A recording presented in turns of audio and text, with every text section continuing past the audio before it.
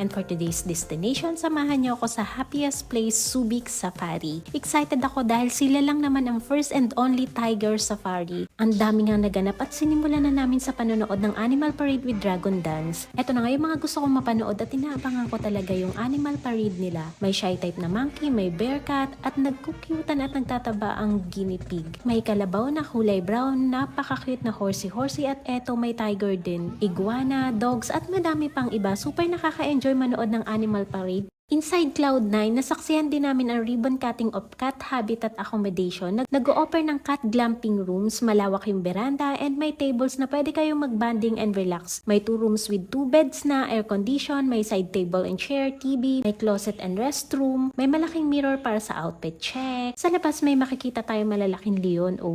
At hindi siya nakakatakot ha. Bukod sa napakaputi niya ay napaka-cute niya pa. Si Snow nga pala yung name niya. Meron din iba't ibang breed ng cats kaya super nakaka-enjoy. Dito na tayo sa exciting part. Sumakay kami sa parang-tren para mag-sightseeing sa Subic Safari. Una namin nakita itong ostrich, may zebra, may lion, may lioness, tiger. Grabe ang lalaki nila. Di pa tayo tapos. Gusto namin makitang ipid yung tiger kaya lumipat kami ng jeep na may safety grills. First time ko makakakita neto sa malapit. Hindi naman ako nakakaramdam ng takot kasi tiwala naman kami sa staff ng Subic Safari na talaga naman ang gagaling nilang mag-handle. Eto nga at may lumapit na sa jeep namin at nag-start na si kuya para ipid siya. Ang ganda ng kulay, lalo na siguro kung maliwanag pa, gabi na kasi ito. Amazed na amazed ako sa balat at napakaganda talaga. Nag-enjoy nga kami ng sobra. After ng lahat ng ito, ay dumiretso na kami sa restaurant nila. Meron din palang sangyup sa gubat if nag-grave kayo sa sangyup while andito. So ayun lang guys, for Subic Safari Part 1. Thank you for watching. Bye!